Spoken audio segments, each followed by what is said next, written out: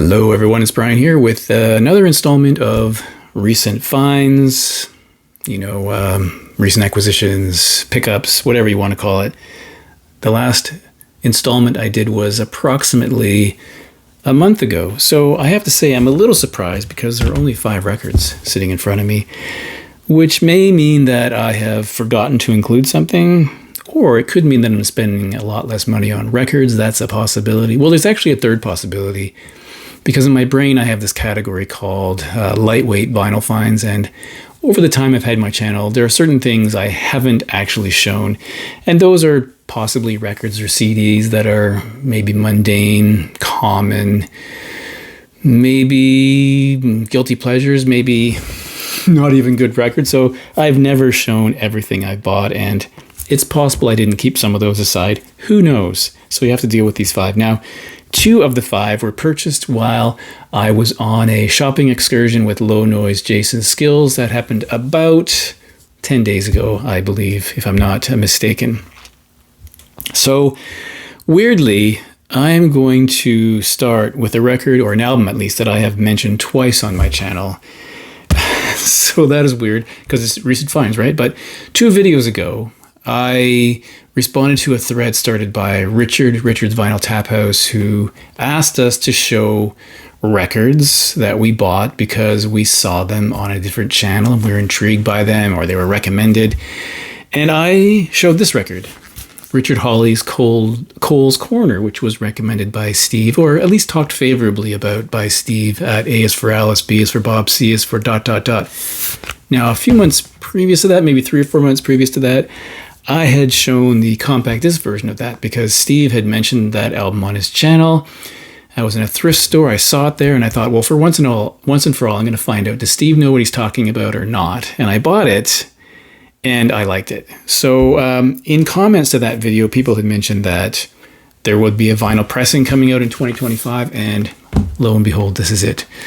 There was a vinyl pressing of this in 2005, and this is the 20th anniversary edition of Cole's Corner by Richard Hawley, a UK singer-songwriter. Now, in the previous video about this record, I mentioned that, in Wikipedia, they called him soft rock or chamber pop, which I think is a little odd. Another site, I think it might have been AllMusic referred to it as indie. I think this is really a rock record, rock and roll, but it's very mellow. It's vintage, got a retro sound. If you listen to any of the tracks, you'll know immediately what I'm talking about. But it really works. It sort of fits with today, even though it has that throwback sound. So I'm not sure any of those descriptions are correct, except it's like retro rock, maybe. Here's the back. It's in a gatefold. And as I've said, I really enjoy this. Now, I did read a comment while looking this record up somewhere that this is a fully digital recording, which may give some people pause. For me, at my advanced age, with my hearing the way it is, I don't even know if I ever could determine the difference between analog and digital once it's pressed onto a piece of vinyl. So it sounds absolutely fine to me. I really enjoy this record. Now, there's only one thing I'm not a fan of, but this, not with the record, but this particular copy I'm holding in my hands, and that is the record is not entirely flat. It is not warped by any means, but it does have a little wave to it when it goes around, which always irritates me for some reason, but it's fine. It plays perfectly well. It's nowhere near warped, but it's one of those weird things where I prefer a flatter copy, but hey, it sounds good. I'm really enjoying it still. Number 2 now. With Jason, we went to 2 stores. We went to Invisible City, which is this really interesting store on Spadina Avenue, which has an interestingly curated collection of records, new and used. And, well, I'm not sure how many new ones they have. The new from their label, I guess, and certain things. But the used records are very interesting. Broken down in categories you'd not really normally see anywhere else. So I didn't buy anything there, though. We walked across the street to Sonic Boom, which is that giant record store in Spadina that has been in many of my videos. I talk about it all the time. If anyone's coming to Toronto, that's the place you got to go. Even though I like other record stores better, it kind of is this beautiful store. It's very nicely laid out. It's just well done. So it's also quite large, possibly the biggest store, record store in Canada. While we're looking at new arrivals in the used section, Jason handed this to me. This is Material Memory Serves from 1981. Oh, this is a 1982 pressing with a slightly different cover, I think. And I immediately knew who Material is because of the Bill Laswell connection. Now, in my CD collection over there, I have 15, 18 CDs that fit into the Bill Laswell universe. So albums by him, or outfits he's been associated with. So I really like him. He's an interesting and innovative bass player. He has his name on hundreds of records. So he appears on some of the tracks on string basses.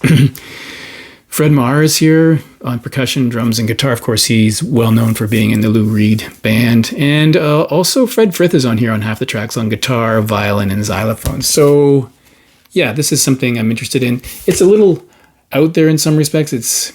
Some people call it no wave, even new wave. I don't think it's new wave, but it's electro, funk, jazz, experimental, avant-garde weirdness. Pretty interesting record. And here's the inner sleeve. And believe it or not, this actually is the inner sleeve. I wasn't sure if it was, but it actually references the album we're looking at right here, and the punch hole matches here. So strange inner sleeve for this record for sure, because it's mixed in with a bunch of, I don't know, blues and stuff. Fascinating. Charlie Parker, etc. And here's the label. So that's a really interesting record. Not something I'd listen to every day. I think you'd have to be in the mood for this record, but kind of an interesting thing. So that's number 2. Next record, well, these aren't actually in sequence because that was a Jason shopping find. This one was not. This is at a different store entirely. And I have to say, when I saw this, I was kind of taken aback because I had no idea this band put a record out. This is a band from Canada called Change of Heart. They were started in the late 80s. By 1997, they were done. They had broken up, quit making music. Then in 2012, they released what I thought was a surprise record. And then this year, 2025, I walk in and see this sitting there. Actually, I don't know when it came out, what month, but I was really surprised to see it. It's called In the Wreckage. As I said, from 2025. A really interesting Canadian band because the genre is not easy to pin down. They have songs that would make you think they're a pop band, some that make you think they're a rock band, and some that are even verging on punk rock. So it's a very interesting group. My favorite record from them is probably Smile from 91, 92, somewhere in there. There's nothing of interest in here except white sleeve. And there's a black vinyl version, and there's also this clear vinyl version, which is what I grabbed. It's the only one they had. And I would say it's really interesting. Apparently, they were heavily influenced by The Clash and the Gang of Four, and even Canadian sort of punk band L'Étranger. So I was stunned when I saw it, and I hope it's good. I've listened to it once. I'm still, making up my mind, but it goes in my Change of Heart section on the bookshelf there. Now, 2 things that are, I guess, records that fill holes in my collection that shouldn't be there. And the first may be a surprise to some of you because I've mentioned this band a few times, and that is the Besnard Lakes. They're a sort of psych, shoegazy, post-rock band from Montreal. Originally a husband and wife band. They've added people to it. So this is the Besnard Lakes or the Roaring Night. You would have thought I'd have all the Besnard Lakes releases on vinyl, but this one I didn't have. It's from 2010. I don't know why I didn't have it. Maybe never saw an affordable copy, but I bought a used copy of this, which I think is in pretty good shape. Band I really like. Very unusual band, I think. My memory is that Albatross got a bit of airplay around here. So this means that there are only 2 Besnard Lakes releases that I'm missing. One is their debut from 2003, which I have never been able to find. I did see it listed on Discogs. I've checked over the years, and despite the fact that there's a copy recently I looked for $21 or $22. When you add shipping and taxes, it comes out to about $70. There's no way I'm paying that. So I'm still looking for a copy of that. And the other thing is that they released a live album in 2025, which I don't have yet. This just has some lyrics here. And let's look at the labels. So I was happy to find that to almost complete the Besnard Lakes collection. And finally, record number 5. By the way, that one I bought at Sonic Boom when Jason was there. Record number 5. Again, another record that I should have had a long time ago. This came out in 1982. It's Tom Robinson's North by Northwest, complete with little compass there. A really great Tom Robinson record, to be honest. I mean, he started with the Tom Robinson Band, that sort of rock band of his. He had that new wave project, Section 27. Then he started releasing a bunch of solo records. As I mentioned, this came out in 1982. I just was alarmed to discover that he is 75 now. He's long been a proponent, advocate for LGBT rights, and he's probably very well known for his song "Glad to Be Gay." Although apparently he's not gay at all, but he wrote that song, which resonated with a lot of people, sort of like an anthem.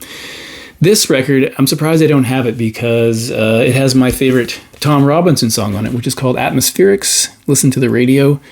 You would think that's the first track on side A, but in fact it's not. It's the second track. The first track on side A, even here it looks like it is, but actually the second track listed here, called Now Martin's Gone, was I think the first and only single from this record, which is again surprising. I would have thought Atmospherics would have been a single. So there's a bit of a Canadian tie in here because there's a band called the Pukka Orchestra, P-U-K-K-A, Pukka Orchestra. I saw them in concert once.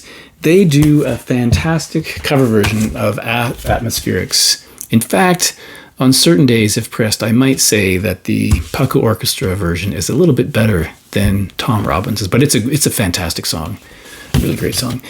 Actually, there's another Canadian tie in here too, because the last track, called Love Comes, is written by a Canadian called Louis Fury, who is a Canadian musician. He's released lots of records, but I know him best as the guy who wrote the musical Night Magic. Now, I don't like musicals by any means, but that musical contains a number of tracks that have lyrics written by none other than Leonard Cohen, which is why I have it in my collection.